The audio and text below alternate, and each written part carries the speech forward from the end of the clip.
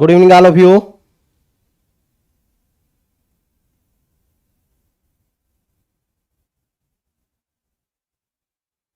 Gurnam Singh good evening, Satish good evening, Mukesh Kumar जय हिंद, जय Hind all of you.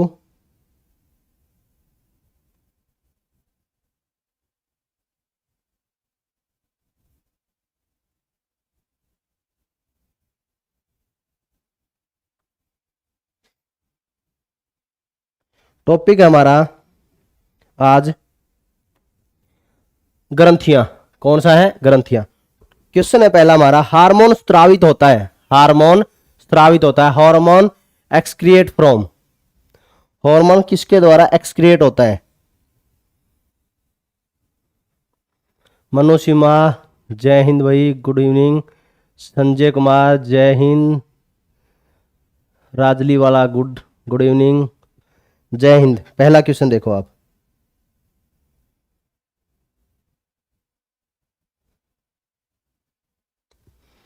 पहला क्वेश्चन देखो,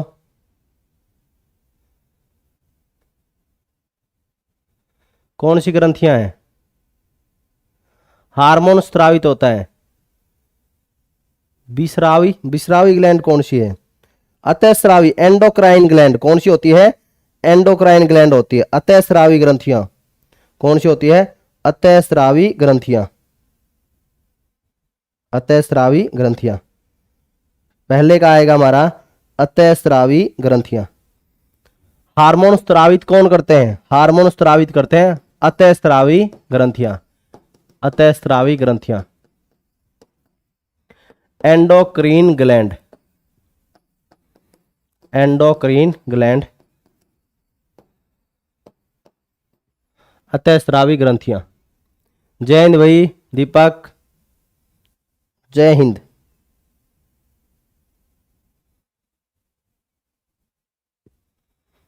अगला, इंजाइम क्या है? इंजाइम क्या है? स्टेरॉइड है, विटामिन है, प्रोटीन है, क्या है? इस तरह से क्वेश्चन बताना है।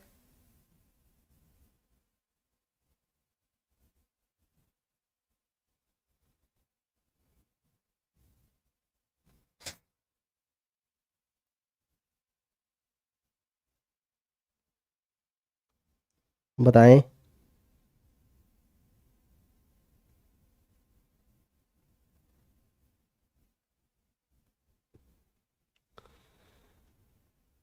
मोहनलाल प्रोटीन, मोहनलाल प्रोटीन, बहुत ही बढ़िया। क्या है? इंजाइम किसके बने होते हैं? इंजाइम प्रोटीन के बने होते हैं। किसके बने होते हैं? प्रोटीन के बने होते हैं। और हार्मोन किसके बने होते हैं? हार्मोन, हार्मोन स्टेरॉइड व प्रोटीन के बने होते हैं। किसके बने होते हैं? स्टेरॉइड व प्रोटीन के बने होते हैं। प्यारे बच्चों, किसके बने होते हैं? स्टेरॉइड व प्रोटीन के बने होते हैं। ठीक है, अगला देखोगे आप, मिश्रित ग्रंथियां हैं। कौन सी ग्रंथि है? मिश्रित ग्रंथि है। वैसे 5:30 बजे का समय है, कई बार है कोई काम हो जाता है तो लेट हो जाते हैं।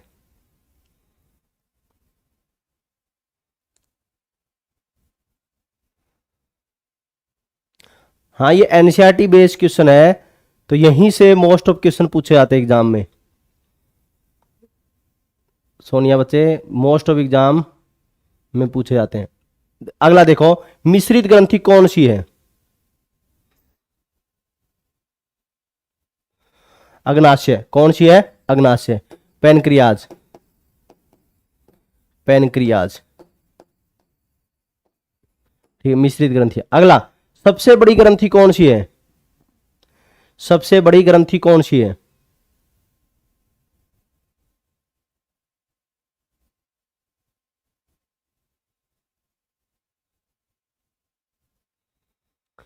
सबसे बड़ी ग्रंथि कौन सी है?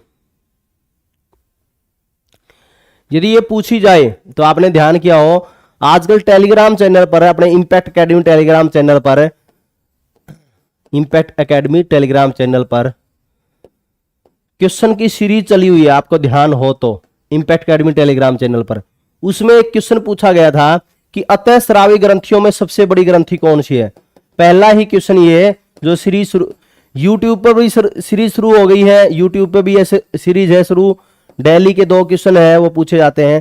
क्वेश्चनों की संख्या बढ़ाई जाएगी धीरे धीरे, जितने बच्चे बढ़ेंगे इम्पैक्ट एकेडमी अपने टेलीग्राम चैनल पर। तो उस क्वेश्चन में पहला क्वेश्चन, अतः स्रावी ग्रंथि एंडोक्राइन ग्लैंड में सबसे बड़ी ग्लैंड कौन सी है? वो कौन सी है? थायराइड। ये क्वेश्चन पूछा गया था, थायराइड है। कौन सी है? थायराइड है। ठीक है, थायराइड ग्रंथि है वो अतः स्रावी ग्रंथियों में सबसे बड़ी ग्रंथि है। ठीक है, और वैसे सबसे बड़ी ग्रंथि पूछी जाए तो कौन सी है? लीवर है। कौन सी है? लीवर। देखो फेसबुक पर तो इम्पैक्ट एकेडमी फेसबुक पेज है, उस पर एक ग्रुप है इम्पैक्ट एकेडमी का, वहां से सीरीज शुरू हुई है। यूट्यूब पर है, आप कम्युनिटी में जाओगे, कम्युनिटी में तो वहां पर ये सीरीज शुरू हो, वहां भी टेस्ट रोज की रोज 2 क्वेश्चन पूछे जाते हैं। इसी तरह से इम्पैक्ट एकेडमी टेलीग्राम चैनल पर जाओगे तो वहां भी 2 क्वेश्चन डेली पूछे जाते हैं मॉर्निंग इवनिंग में, तो वहां पर भी आप देख सकते हो। इस तरह के बढ़िया बढ़िया क्वेश्चन पूछे जाते हैं, वो बहुत ही फायदेमंद रहते हैं। अगला, सबसे बड़ी अतः स्रावी ग्रंथि, यही क्वेश्चन है, उसमें पूछा हुआ भी था। सबसे बड़ी अतः स्रावी ग्रंथि कौन सी है? कौन सी है? कौन सी है? अभी बताया मैंने, थायराइड है। कौन सी है? थायराइड। अगला, मास्टर ग्रंथि किसे कहते हैं? Master gland. मास्टर ग्लैंड किसे कहते हैं? पीयूष ग्रंथि हमारी क्या होती है? मास्टर ग्रंथि होती है। पीयूष ग्रंथि हमारी क्या है? मास्टर ग्रंथि है प्यारे बच्चों। कभी कई बार ये पूछा जाता है, पीयूष ग्रंथि तो हमारी क्या है? मास्टर ग्लैंड है। पीयूष ग्रंथि क्या है? Master gland. इसको क्या बोलते हैं? पिट्यूटरी ग्लैंड बोलते हैं। क्या बोलते हैं? Pituitary gland. मास्टर ग्रंथि को आदेश कौन देता है? पीयूष ग्रंथि को आदेश कौन देगा? पीयूष ग्रंथि को आदेश देने का कार्य करता है, वो कौन करेगा? हाइपोथैलेमस। कौन करेगा? हाइपोथैलेमस। इसलिए हाइपोथैलेमस है, हाइपोथैलेमस को मास्टर का भी मास्टर बोला जाता है, पीयूष का भी मास्टर। तो इसको क्या बोला जाता है? सुपर मास्टर ग्रंथि। क्या बोला जाता है? सुपर मास्टर ग्रंथि। इसको सुपर मास्टर ग्रंथि को, सुपर मास्टर ग्रंथि जो हाइपोथैलेमस को अतः स्रावी ग्रंथियों का, अतः स्रावी ग्रंथियों का, यह भी बोला जाता है कि अतः स्रावी ग्रंथियों का ड्राइवर किसे बोलते हैं? अतः स्रावी ग्रंथियों का ड्राइवर पूछा जाए, ड्राइवर या सारथी पूछा जाए, अतः स्रावी ग्रंथियों का सारथी या ड्राइवर पूछा जाए तो वो कौन है? हाइपोथैलेमस है। और ये पूछा जाए अतः स्रावी ग्रंथियों का कंडक्टर कौन है? अतः स्रावी ग्रंथियों का कंडक्टर कौन है? यही है कंडक्टर, और इसी को हम क्या बोलते हैं? मास्टर ग्लैंड बोलते हैं। और इसको सुपर मास्टर और अतः स्रावी ग्रंथियों का ड्राइवर कंडक्टर। ठीक है, अगला, दुग्ध जनक हार्मोन प्रोलैक्टिन का कार्य है। दुग्ध जनन हार्मोन प्रोलैक्टिन का कार्य क्या है?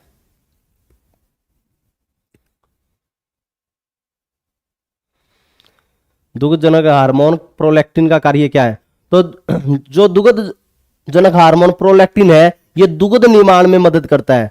दुग्ध निर्माण में, दुग्ध निर्माण में फॉर्मेशन ऑफ मिल्क का हम दुग्ध निर्माण में, दुग्ध का निर्माण है वो कौन करवाता है? प्रोलैक्टिन करवाता है। एक हार्मोन और होता है, कौन सा हार्मोन है? ऑक्सीटोसिन। क्या काम है? क्या काम ऑक्सीटोसिन का?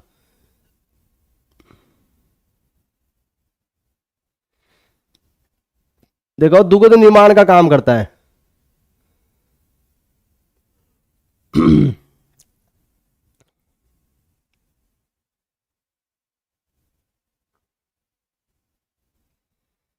आगे कितने नंबर बन रहे हैं? जसवंत, आप डेली पूछते हो भाई, डेली पूछने में कुछ आनंद आता है क्या? कल भी पूछ रहे थे आप, आज भी पूछने लग गए। डेली बताता हूं आपको। किसी ने टारगेट दे रखा है क्या भाई, डेली क्वेश्चन पूछना है? हाँ भाई जसवंत, कल भी पूछ रहे थे आप। ये बात ध्यान रखनी है, दुग्ध निर्माण के लिए तो कौन सा है? दुग्ध जनक हार्मोन प्रोलैक्टिन है। ठीक है, दुग्ध निर्माण के लिए। जब दुग्ध स्त्रावण की बात की जाए, दुग्ध स्त्रावण की बात की जाए तो प्यारे बच्चों यही दुग्ध निकासी का काम करता है, दुग्ध स्त्रावण का। दुग्ध स्त्रावण मीन्स क्या है? दुग्ध निकासी का। दुग्ध निकासी या स्त्रावण एक ही बात। ठीक है, नहीं रहने दो। पाचन एंजाइमों को स्रावित करने वाली ग्रंथियां हैं। पाचन एंजाइमों को स्रावित करने वाली ग्रंथियां, जो पाचन एंजाइमों को स्रावित करती है ग्रंथियां, वो कौन सी है?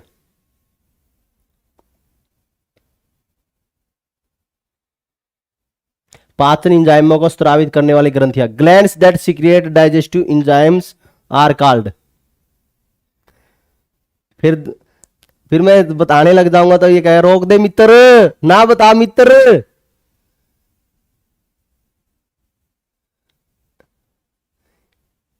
सिलेक्शन करवा दे मित्र,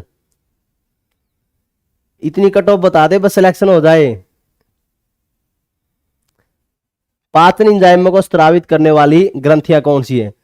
पाचन एंजाइमों को जो स्रावित करने वाली ग्रंथियों की हम बात करें तो एंजाइम जिससे रिलीज होते हैं वो कौन सी होती है? बहिस्रावी ग्रंथियां होती है। एंजाइम जिससे रिलीज होते हैं वो कौन सी होती है? बहिस्रावी ग्रंथियां होती है। बहिस्रावी ग्रंथियां है वो एंजाइम रिलीज करती है, एंजाइम स्रावित करती है, और एंजाइम ही हमारे क्या है? पाचन करने में मदद करते हैं प्यारे बच्चों, पाचन करने में मदद करते हैं। ठीक है, अगला, अग्नाशय किस प्रकार की ग्रंथि है? अग्नाशय किस प्रकार की ग्रंथि है? ये अभी थोड़ी देर पहले एक क्वेश्चन पूछा गया था, अग्नाशय कौन सी ग्रंथि है?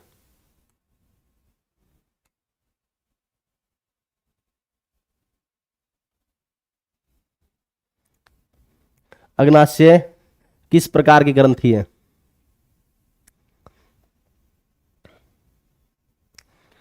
वो तभी तो वो अपने मैं बता रहा था भाई, कट ऑफ अपना बनाते नहीं थे वीडियो, धक्के से वो वीडियो बनानी पड़ी है। अब किसी को वीडियो अच्छी लगे तो जिसका सिलेक्शन हो रहा हो तो वो तो कहता है बहुत बढ़िया वीडियो बनाई है, किसी का सिलेक्शन ना हो तो फिर वो ये कहता है कि भाई जी इतनी सिलेक्शन, जो कोई पड़ोसी का सिलेक्शन हो रहा है तो भी वो कहता है कि इतनी कम कट ऑफ कैसे जाएगी, मेरे पड़ोसी का सिलेक्शन हो रहा है, उसका नहीं होना चाहिए था इतनी कम कट ऑफ में। कोई कम कट ऑफ बता रहा है, आप देखना कमेंट में, कोई कम बता रहा है कोई ज्यादा बता रहा है, इस तरह से दिक्कत रहती है इसमें। और उसके व्यू भी खूब आते हैं ऐसी वीडियो के भी, देखो आप, खूब व्यू आते हैं, पढ़ने वाले पर कम आते हैं। ऐसी वीडियो खूब देखते हैं लोग, ये भी है।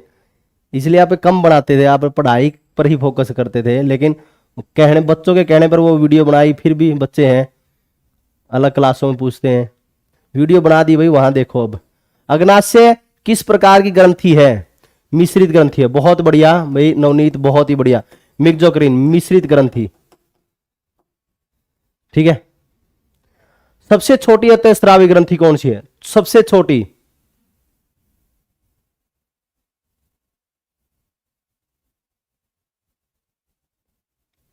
पांच को पता चल जाएगा बस, या उससे पहले कोई डेट आ गई क्या? मुझे, मैंने देखा नहीं है एचएससी की साइट पे, पता चल ही जाएगा।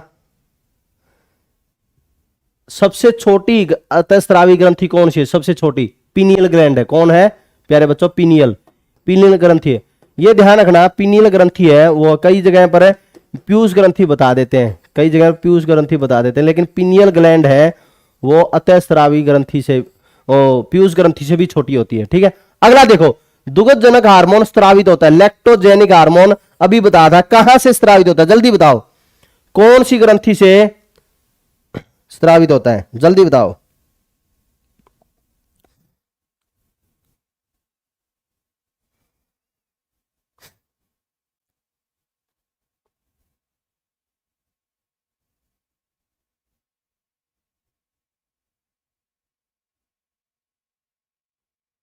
जल्दी बताओ जल्दी।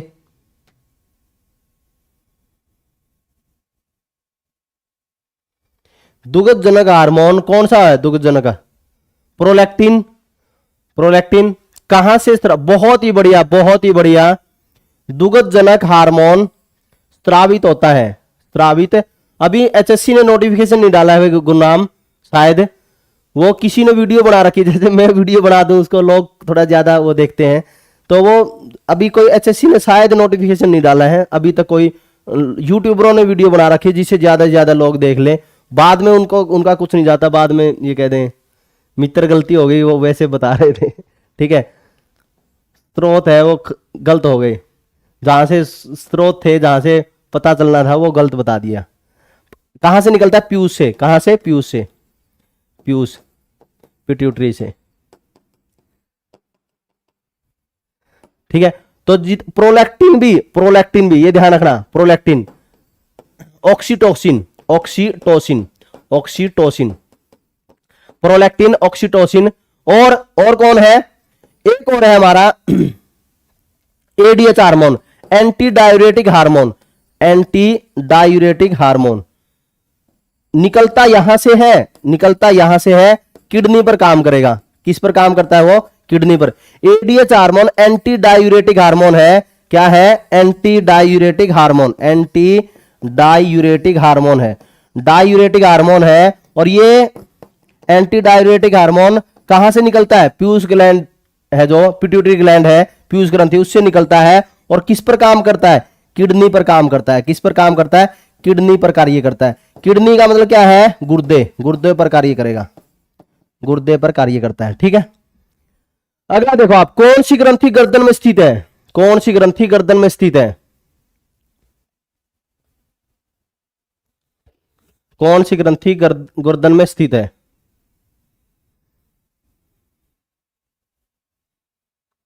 थायराइड ग्रंथि। कौन सी है, थायराइड। थायराइड ग्रंथि को हम आउटू ग्रंथि भी बोलते हैं। थायराइड ग्रंथि को क्या बोलते हैं, आउटू ग्रंथि भी बोलते हैं। आउटू ग्रंथि वो कहां होती है, गर्दन में स्थित होती है। ठीक है, अगला, तनाव की दशा में कौन सी ग्रंथि हार्मोन का स्रावन करती है। तनाव हो जाए तब कौन सी ग्रंथि, तनाव की दशा में कौन सी ग्रंथि हार्मोन का स्रावन करती है। लाइक कर दो और शेयर कर दो भाई, ज्यादा से ज्यादा शेयर किया करो। और जो शेयर नहीं करता तो सप्ताह में एक बार कर दिया करो कम से कम। ठीक है, जो शेयर नहीं करता तो सप्ताह में तो कर दिया करो। शेयर नहीं करते हो आप, ज्यादा से ज्यादा ग्रुपों में शेयर कर दिया करो। तनाव की दशा में कौन सी ग्रंथि हार्मोन का स्रावन करती है, कौन सी ग्रंथि हार्मोन का स्रावन करेगी तनाव की दशा में। थायराइड। कौन सी करती है, थायराइड करती है। थायराइड ग्रंथि तनाव की दशा में काम करती है, थायराइड। ठीक है, आउटू ग्रंथि, आउटू, आउटू ही बोलते हैं इसको, आउटू भी बोलते हैं, हार्मोन का स्रावन करेगी। ठीक है, अगला, कौन सी ग्रंथि मस्तिष्क में स्थित होती है, कौन सी ग्रंथि मस्तिष्क में स्थित होती है। Which gland is located in brain. दीपक अपना काम करता रहता है, कोई करो या ना करो, दीपक है डेली का डेली अपना काम करता रहता है। दीपक रावत, बहुत बढ़िया भाई।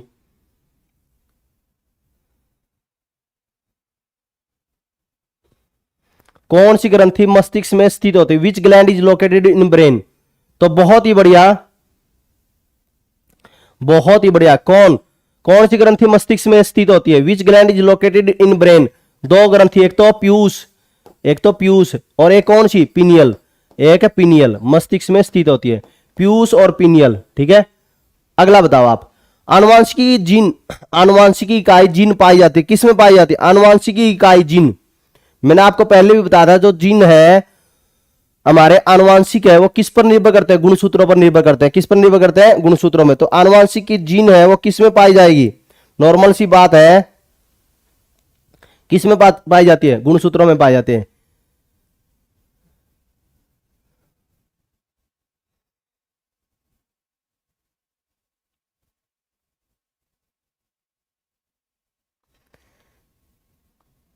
है ना, क्रोमोसोम्स, बहुत बढ़िया।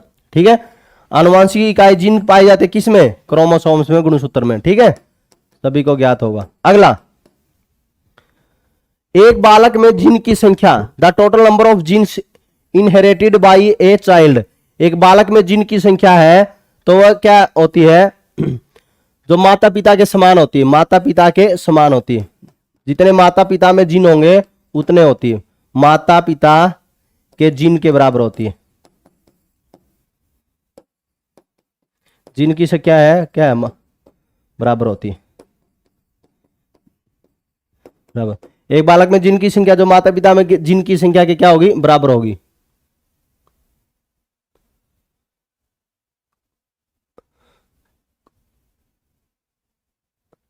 न्यूक्लियस में, न्यूक्लियस में, डीएनए में, न्यूक्लियस जो हमारा न्यूक्लियस में मिलते हैं, कहां होते हैं, न्यूक्लियस में। जीन नाम दिया था, जीन नाम दिया था, जीन किसने नाम दिया था, W.N. Johnson, W.N. Johnson. Gene नाम दिया था किसने, W.N. जॉनसन ने, W.N. जॉनसन ने। अगला, आनुवांशिक का नियम दिया किसने, आनुवांशिकी का नियम किसने दिया? आनुवांशिकी के पिता कौन थे? Gregor John Mendel. लेकिन नाम किसने दिया था आनुवांशिकी का, यह बताना है। आनुवांशिकी का नाम किसने दिया था, बताएं। नाम, नियम, नियम बोला है, नियम। नियम भी किसने दिया था? मेंडल ने, ग्रेगर जॉन मेंडल ने। ठीक है,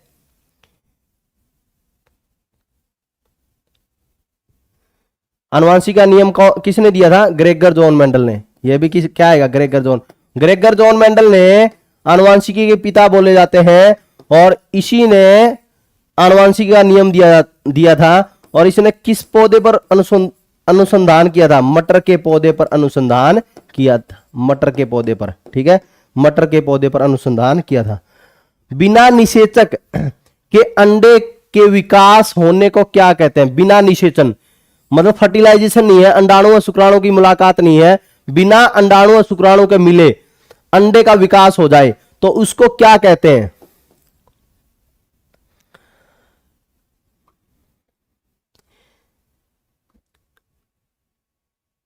पार्थेनोजेनेसिस बोलते हैं, क्या बोलते हैं? कार्टेनोजेनेसिस बोलते हैं, क्या बोलते हैं? जल्दी बताएं।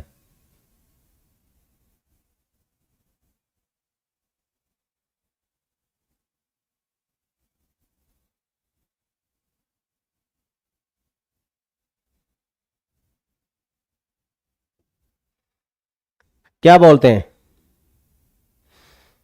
पार्थेनोजेनेसिस बोलते हैं। क्या बोलते हैं? पार्थोजेनेसिस।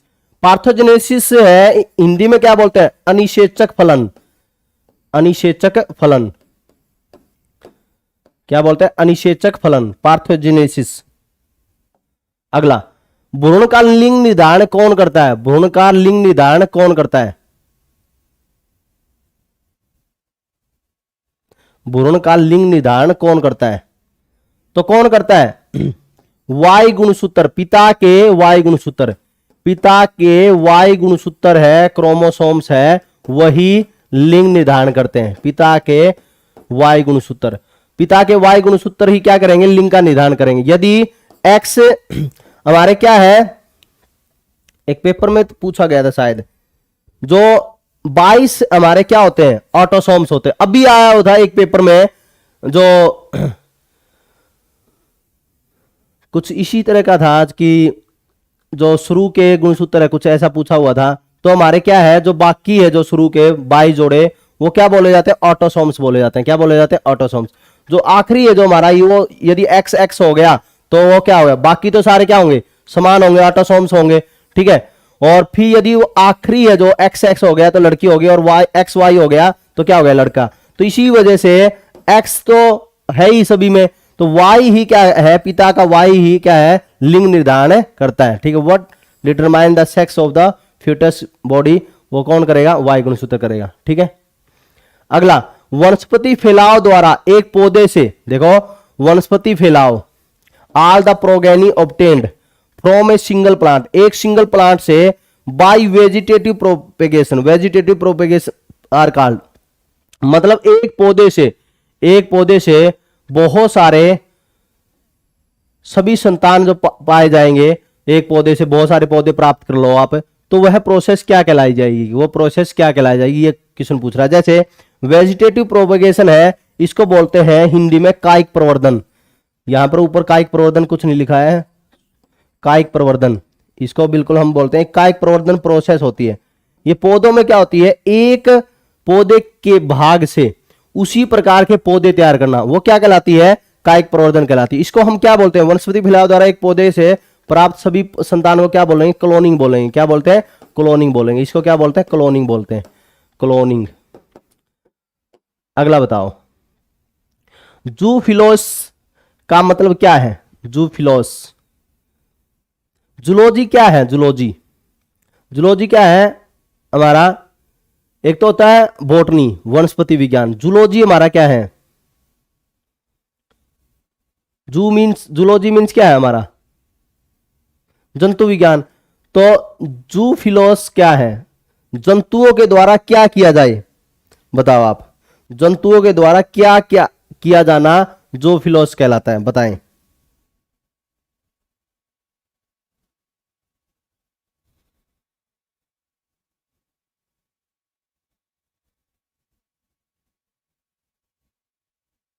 ये पेपर में पूछा गया था। जंतु विहान, क्या जंतु विहान कैसे? देखो, जंतुओं के द्वारा परागण, जंतुओं के द्वारा परागण कहलाना, जंतुओं के द्वारा परागण। आपको ध्यान हो, हरियाणा पुलिस के अंदर यहां से क्वेश्चन पूछे गए थे। हरियाणा पुलिस में जंतुओं के परागण के द्वारा परागण मतलब pollination, pollination by animals. Haryana police में भी क्वेश्चन पूछे गए थे, आपने ध्यान किया हो, 3 पेपरों में यहां से क्वेश्चन पूछे गए थे। वे किसके द्वारा? जंतुओं का अध्ययन कहलाता है जूलॉजी। तो अगला, भ्रूण के विकास में सहायक कौन है? बच्चे का जो भ्रूण है उसका विकास है माता के गर्भ में, वो किसके माध्यम से होता है? Which is help for the development of एम्ब्रॉय। भ्रूण का विकास वो किसके माध्यम से होता है? गर्भनाल के माध्यम से। गर्भनाल जो माता के साथ में बच्चे को जोड़े रखती है, प्लेसेंटा जो भोजन आदि का प्रावधान करवाती है बच्चे को, वो क्या होता है? प्लेसेंटा होता है। ठीक है। एक पीढ़ी से दूसरी पीढ़ी में सूचनाएं कौन भेजता है? एक पीढ़ी से दूसरी पीढ़ी में सूचनाएं भेजेगा, वो कौन भेजेगा? एक पीढ़ी से दूसरे पीढ़ी में सूचनाएं वो किसके माध्यम से पहुंचती है? किसके माध्यम से पहुंचती है? डीएनए के माध्यम से। क्या है? डीएनए। मतलब डीएनए है डीऑक्सीराइबोस न्यूक्लिक एसिड है, डीऑक्सीराइबोस न्यूक्लिक एसिड के माध्यम से ही एक से दूसरे तक सूचना पहुंचती है, डीऑक्सीराइबोस न्यूक्लिक एसिड। अगला, जीन मानव एवं जंतुओं की आनुवंशिकता का नियंत्रण करता है। जीन मानव एवं जंतुओं की आनुवंशिकता का नियंत्रण करता है। जीन क्या है? बताएं, जीन क्या है?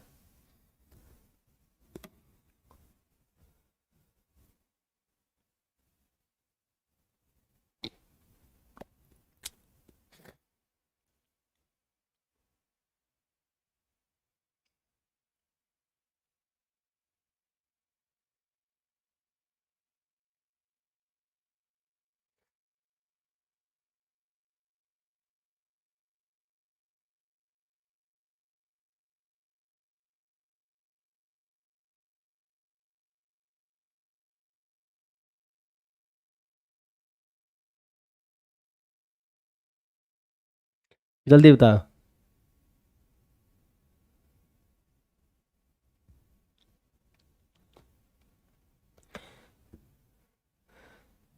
जीन के माध्यम से क्या कह रहे हो आप? ये पूछ रहे एक पीढ़ी से दूसरी पीढ़ी में सूचनाएं कौन भेजता है? देखो, ये वन लाइनर क्वेश्चन है हमारे, वन लाइनर क्वेश्चन।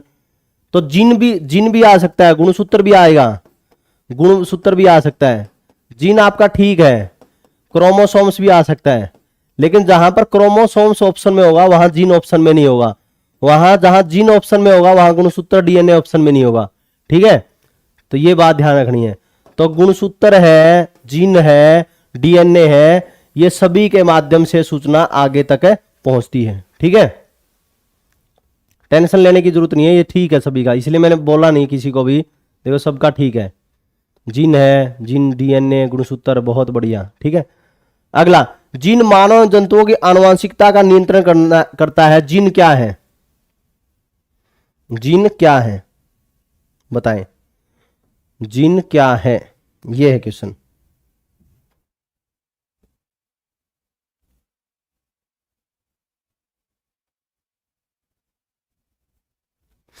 जीन क्या है? गुणसूत्र की क्या है? गुणसूत्र की इकाई है। गुणसूत्र की, क्रोमोसोम्स की क्या है? इकाई है। ठीक है, क्रोमोसोम्स की इकाई है। इकाई, इकाई मतलब यूनिट। ठीक है। अगला, कुछ विषाणुओं के पास आरएनए है, डीएनए नहीं, यह क्या दर्शाता है? हाँ, आ रहा है, ऐसे नहीं समझ, आ रहा नहीं, आ रहा है। कुछ विषाणुओं के पास आरएनए है, डीएनए नहीं, यह क्या दर्शाता है?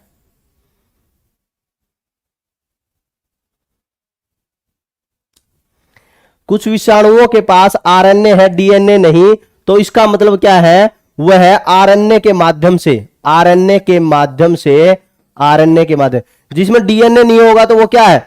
आनुवंशिकता है, वो किसके माध्यम से करेगा? आरएनए के माध्यम से करेगा। आरएनए के माध्यम से, आरएनए के माध्यम से सूचनाएं अगली पीढ़ी तक देगा, सूचनाएं अगली पीढ़ी तक देगा। जब डीएनए नहीं है तो वहां पर सूचना अगली पीढ़ी तक किसके माध्यम से जाएगी, इसी के माध्यम, अगली पीढ़ी तक जाती है। जल्दी जल्दी बताओ अगले क्वेश्चन। फूल का कौन सा भाग परागकण उत्पन्न करता है, जल्दी बताओ।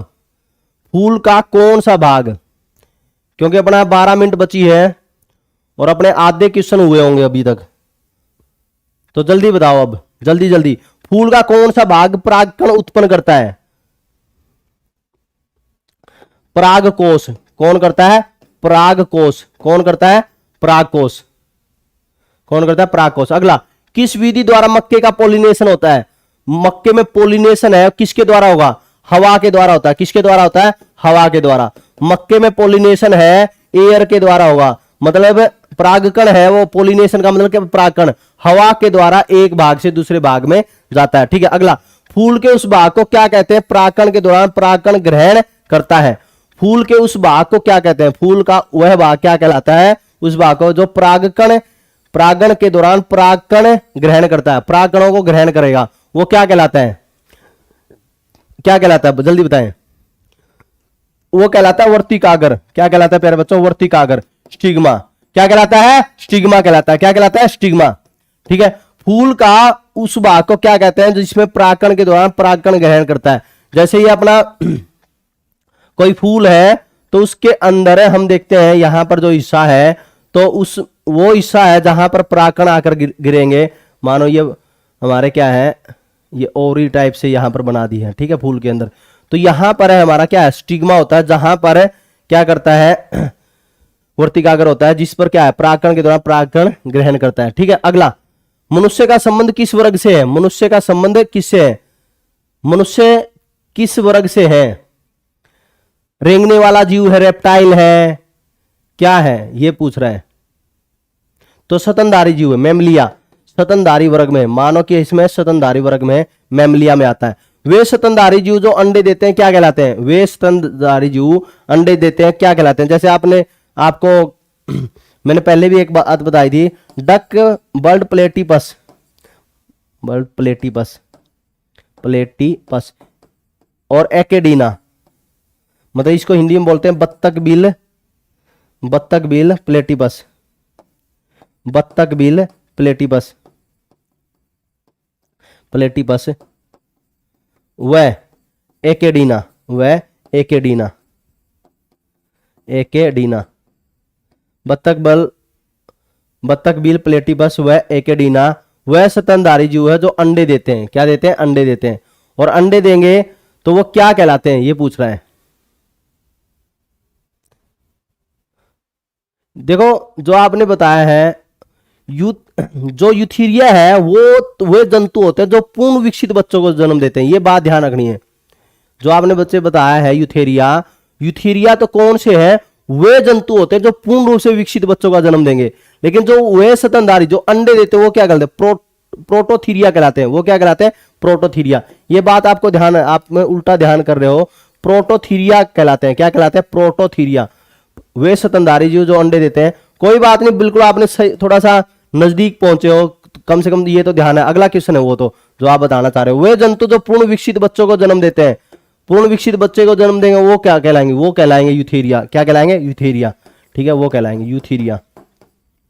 अगला, सबसे बड़ा स्तनधारी जीव कौन सा है? सबसे बड़ा स्तनधारी जीव, ये मैंने एक बार पहले भी बताया था, ब्लू व्हेल। ब्लू व्हेल सबसे बड़ा स्तनधारी। और मैंने ये भी बताया था स्थल पर सबसे बड़ा स्तनधारी जीव अफ्रीकी हाथी। स्थल पर सबसे बड़ा स्तनधारी जीव अफ्रीकी हाथी। ऐसा स्तनधारी जीव जो उड़ता है वो कौन है? चमगादड़, बैट। और ऐसा स्तनधारी जीव जो अंडे देता है वो मैंने बताया था बत्तख बिल प्लेटिपस और एकेडीना। अगला, सबसे छोटा स्तनधारी जीव, सबसे छोटा स्तनधारी जीव, सबसे छोटा स्तनधारी छछूंदर होता है। कौन सा होता है? छछूंदर। श्रीव होता है। क्या होता है? श्रीव। छछूंदर, छछूंदर। ठीक है, बोलते हैं छछूंदर से, है ना, ऐसे बोलते हैं। सबसे छोटा कपी, सबसे छोटा बंदर। कपी का मतलब क्या है? बंदर। सबसे छोटा कपी है, कपी क्या होता है? गिब्बन। कौन सा होता है? गिब्बन। गिब्बन। क्या है? गिब्बन। विश्व का लंबाई में सबसे बड़ा बंदर, विश्व का लंबाई में सबसे बड़ा बंदर, विश्व का लंबाई में सबसे बड़ा बंदर कौन होता है? बबून। कौन होता है? बबून। कौन होता है? बबून। ठीक है, यहां पर सबसे छोटा गिबन और यहां पर क्या है? बबून। अगला, ऐसा स्तनधारी जीव जो अंडे देता, जो उड़ सकता है, चमगादड़, बैट। ठीक है, अगला, मेंढक व हाइला का संबंध किस वर्ग से है? मेंढक व हाइला का संबंध किस वर्ग से है? स्तनधारी है, रेंगने वाला है, कौन सा है? जल्दी बताओ। मेंढक व हाइला का संबंध किससे है? एम्फीबियन से है। किस वर्ग से है? एम्फीबियन से है। एम्फीबियन कौन से होते हैं? उभयचर। उभयचर कौन से होते हैं? जो जल में भी रहे, जल में भी रहे और पानी में भी रहे। ऐसे है क्या? नहीं, जल और स्थल में रहे, वही क्या होते हैं? एम्फीबियन होते हैं, उभयचर होते हैं, जो जल में भी रह ले और स्थल पर भी रह ले। ठीक है,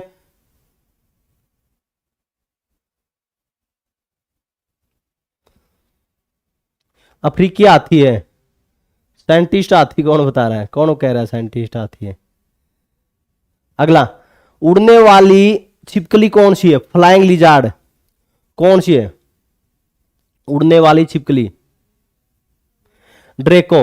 ड्रेको है उड़ने वाली छिपकली है, वो हमारी ड्रेको होती है। ठीक है, अगला, डॉग फिश किसे कहते हैं? Dog fish. डॉग फिश क्यों बोलते हैं? क्योंकि कुत्ते में सूंघने की क्षमता बहुत ही ज्यादा होती है, सूंघ सकता है, बहुत ही दूर तक है। तो इसी तरह से जो कौन सी मछली है जिसमें सूंघने की क्षमता ज्यादा है, इसलिए उसको क्या बोलते हैं? डॉग फिश बोल देते हैं। कौन सी है? शार्क मछली। कौन सी है? शार्क मछली है, डॉग फिश कहलाती है। ऐसी मछली जिसमें हड्डी नहीं होती, फिश हैविंग नो बोन्स, जिसमें कोई हड्डी नहीं है। ऐसी मछली जिसमें कोई हड्डी नहीं होती, शार्क मछली। कौन सी मछली? शार्क मछली में कोई हड्डी नहीं होती। अगला, समुद्री घोड़ा या अश्विन क्या है? समुद्री घोड़ा या अश्विन क्या है? असोमीन। असोमीन लिखा हुआ है। समुद्री घोड़ा या असोमीन। असो मतलब क्या है? असो भी क्या होता है? घोड़ा। घोड़ा। मीन क्या होता है? मछली। घोड़ा मछली, वही हो गया समुद्री घोड़ा। तो मछली है, नॉर्मल सी बात है। क्या है? मछली है। क्या है? मछली है। अगला, समुद्री घोड़ा क्या कहलाता है? Sea horse is called. आपको ध्यान हो, इसको हिपोकैम्पस बोला जाता है। क्या बोला जाता है? हिपोकैम्पस। समुद्री घोड़ा क्या बोला जाता है? हिपोकैम्पस बोला जाता है, ये ध्यान रखना। समुद्री घोड़े को क्या बोला जाता है? हिपोकैम्पस बोला जाता है, हिपोकैम्पस। अगला बताओ, डॉल्फिन क्या है? रेंगने वाला जीव है। कौन सा जीव है? मछली है। मछली तो है ही, लेकिन एक बार पेपर में ऐसे पूछा गया था डॉल्फिन क्या है, तो स्तनधारी भी है, मछली भी है, तो क्या होगा? तब स्तनधारी ज्यादा लगाना। ठीक है, निशान स्तनधारी के बारे में पूछना चाह रहा है। अगला, डॉल्फिन क्या है? स्तनधारी जीव। अगला, राष्ट्रीय जलीय जीव कौन है? राष्ट्रीय जलीय जीव। राष्ट्रीय जलीय जीव कौन है? राष्ट्रीय जलीय जीव किसको बना रखा है? डॉल्फिन को बना रखा है। किसको बना रखा है? डॉल्फिन को बना रखा है। बहुत ही बढ़िया, बहुत ही बढ़िया। अगला, सबसे बड़ा पक्षी कौन सा है? सबसे बड़ा पक्षी तो सभी को पता होगा, शुतुरमुर्ग। शुतुरमुर्ग, ऑस्ट्रिच। ऑस्ट्रिच है वो सबसे बड़ा क्या है? पक्षी है। अगला, उड़ न सकने वाला पक्षी कौन सा है? उड़ न सकने वाला पक्षी।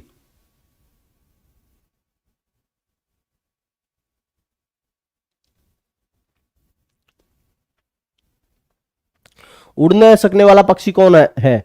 शुतुरमुर्ग है, मुर्ग है, अभी हमने पढ़ा भी था। अगला, सबसे छोटा पक्षी कौन सा है? स्मॉलेस्ट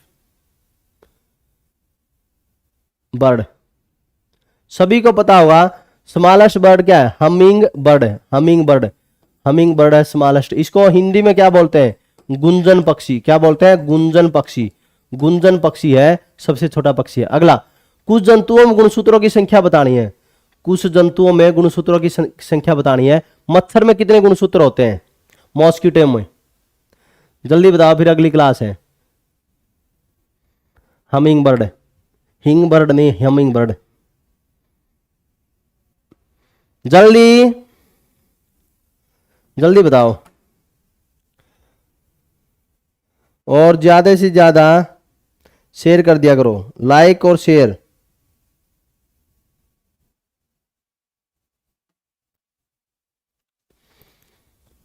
कितने हैं? 6। 6 मच्छर में कितने हैं? 6। अगला, आलू में कितने हैं?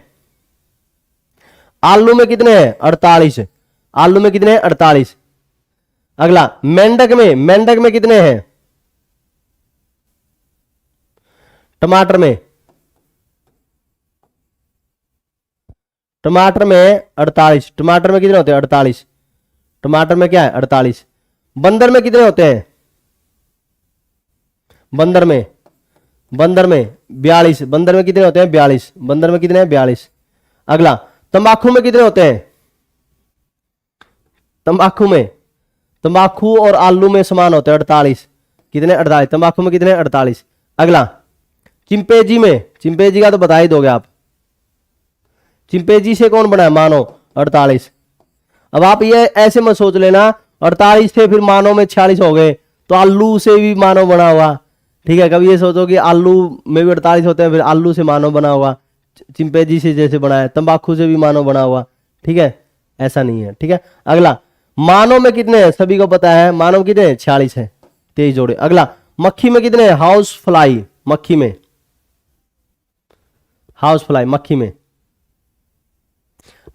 हाउस फ्लाई मतलब घर वाली, घरेलू मक्खी। घरेलू मक्खी में कितने होते हैं? 12। कितने होते हैं? 12। खरगोश में बताओ, खरगोश में कितने हैं? 44। खरगोश में कितने हैं? 44। अगला, प्याज में कितने हैं? प्याज में कितने गुणसूत्र है? 16। प्याज में कितने हैं? 16। अगला, गेहूं में कितने हैं? गेहूं का बहुत इंपॉर्टेंट है। गेहूं में कितने हैं? 42। गेहूं में कितने हैं? 42। ठीक है, बिल्ली में कितने हैं? बिल्ली में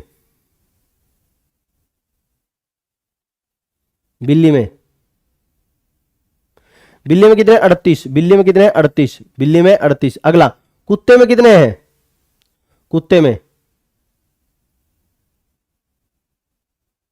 बिल्ली में 38, कुत्ते में कितने हैं? 78। कुत्ते में कितने हैं? 78। कुत्ते में 78। घोड़े में कितने हैं? घोड़े में कितने हैं? 64। घोड़े में कितने हैं? 64। घोड़े में 64 है।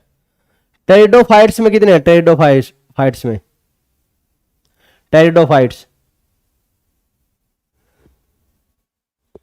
1300 से 1600। 1300 से 1600।